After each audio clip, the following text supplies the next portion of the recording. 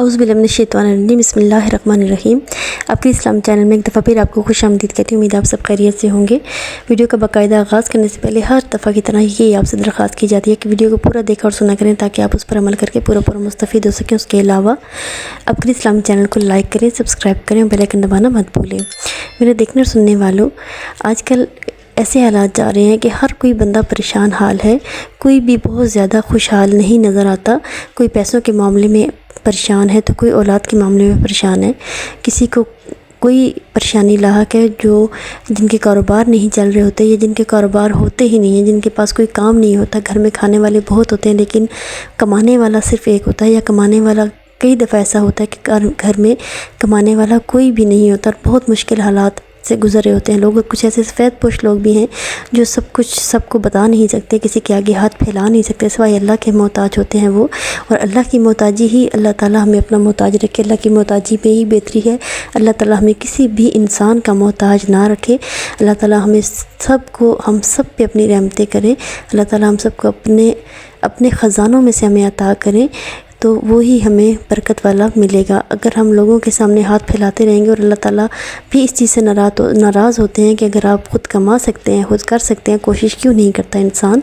وسیلہ اللہ تعالیٰ بناتے ہیں تو ہمیں خود سے بھی کوشش کرنی چاہیے۔ اللہ کے سامنے ہی رو کے گڑ گڑا کے ہمیشہ کے لیے دعا مانگیں کہ اللہ تعالیٰ ہمیں جو بھی دے رزق ہے حلال عطا فرمائیں۔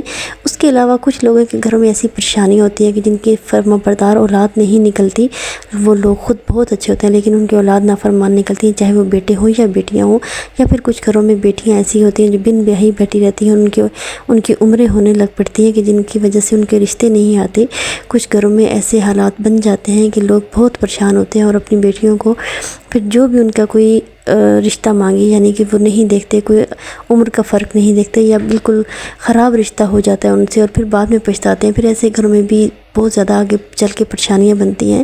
تو اللہ تعالیٰ سے ہمیشہ اچھائی کی دعا مانگے، اللہ تعالیٰ سے اپنی بیٹیوں کے اچھے نصیب مانگے، اور الغرض کوئی بھی ایسا چھوٹے سے چھوٹا مسئلہ یا بڑے سے بڑا مسئلہ اگر آپ کو درپیش ہے، اپنے نوکری کے لحاظ سے، اپنے باہر جانا ہے، اپنے ویزے کے لحاظ سے، کچھ ڈاکومنٹس آپ کے پھنسے ہوئے ہیں تو اس کے لحاظ سے، کوئی قانونی کارروائی ہے جس کے لحاظ سے آپ کو بہت پریشانی ہے، الغرض کسی بھی لحاظ سے آپ نے دل میں اپنے دعائیں یا اپنی دعا کوئی بھی ایک جائز دعا اپنے دل میں رکھنی ہے۔ اس کے علاوہ ساتھ میں آپ نے نماز کی پابندی ہمیشہ رکھنی ہے۔ آج میں یہ جو عمل آپ کو بتانے جا رہی ہوں، یہ پورے ایک ہفتے کا عمل ہے، پورے 7 دنوں کا عمل ہے، اور اگر یہ آپ صرف ایک ہفتہ کرتے ہیں تو بھی بہت بہتر ہے، اور آپ کے اسی ایک ہفتے میں انشاءاللہ اللہ کے حکم سے آپ کو کامیابی ملے گی اور آپ کا کام ہو جائے گا۔ جو بھی آپ ایک دل میں بات یا دل میں ایک اپنی ہی حاجت رکھیں گے، اللہ تعالیٰ اس کو قبول فرما لیں گے اور آپ کی وہ حاجت پوری ہو سکتی ہے۔ اس کے علاوہ اگر آپ کی حاجت ایک ہفتے میں پوری نہیں ہوتی ہے تو آپ اس چیز کو اپنی روٹین بنا لیں اور پھر دیکھیے کہ اللہ تعالیٰ آپ کو کیسے غیب سے عطا کرتے ہیں۔ اللہ تعالیٰ معجزے پہ معجزہ آپ کو دکھائیں گے۔ آپ جس کام میں ہاتھ ڈالیں گے اللہ تعالیٰ مٹی کو بھی سونا بنا دیں گے۔ آپ یہ معجزے دنیا میں اپنی آنکھوں سے دیکھتی آنکھوں سے آپ یہ سب دیکھیں گے، اور آپ اس سے اللہ تعالیٰ کی نوازشوں کا بہت شکر ادا کریں گے کہ اللہ تعالیٰ مجھے کہاں سے غیبی مدد فرما رہے ہیں۔ اس ویڈیو کی اجازت کے لیے چینل کو سبسکرائب کر دیں اور اس ویڈیو کو لائک کر دیں، اور ثواب کی نیت سے اس کو شیئر کر دیں، اور اگر کوئی مسئلہ درپیش ہو تو آپ کامنٹ کر سکتے ہیں، کامنٹ کا میں خود جواب دوں گی۔ تو آپ نے کرنا کیا ہے، اس پورے 7 دنوں کے عمل آپ نے کچھ یوں شروع کرنا ہے کہ ایک تو آپ نے نماز کی پابندی کرنی ہے، اور عشاء کی نماز کے بعد آپ نے کسی بھی دن یہ عمل شروع کر سکتے ہیں۔ اس میں دن کی بھی پابندی نہیں ہے، جیسے میں آج ہی اگر اپلوڈ کر رہی ہوں تو آپ اس کو، کل منگل کا دن ہے تو آپ منگل والے دن اس کو بے شک شروع کر سکتے ہیں عشاء کی نماز کے بعد سے۔ تو آپ نے کرنا کیا ہے کہ آپ نے 1000 تسبیح پڑھنی ہے منگل کے دن عشاء کی نماز کے بعد۔ استغفر اللہ کی تسبیح پڑھنی ہے 1000 مرتبہ، استغفر اللہ کی تسبیح منگل والے دن پڑھنی ہے۔ اس کے بعد آپ نے بدھ والے دن 1000 مرتبہ حسبنا اللہ و نعم الوکیل، یہ تسبیح آپ نے 1000 مرتبہ پڑھنی ہے۔ اس کے بعد جمعرات والے دن آپ نے پڑھنی ہے 1000 دفعہ یا معزو، یہ آپ نے 1000 مرتبہ جمعرات والے دن آپ نے تسبیح پڑھنی ہے، اور اس کے بعد آپ نے 1000 مرتبہ جمعے والے دن تسبیح پڑھنی ہے صلی اللہ علیہ وسلم، صلی اللہ علیہ وسلم۔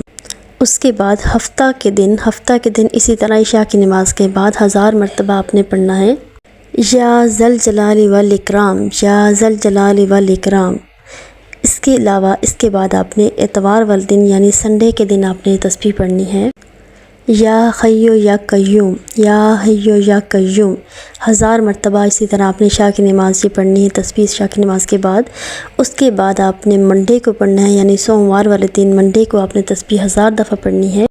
لا الہ الا انت سبحانک انی کنت من الظالمین، یہ آپ نے منڈے کو پڑھنا ہے۔ اسی طرح روٹین وائز آپ نے ہر دن اس طرح کی یہ 1000 دفعہ تسبیح پڑھنی ہے، اور میرے خیال میں یہ اتنی چھوٹی چھوٹی تسبیحات ہیں کہ آپ کو یہ پڑھنے میں بالکل بھی دیر نہیں لگے گی۔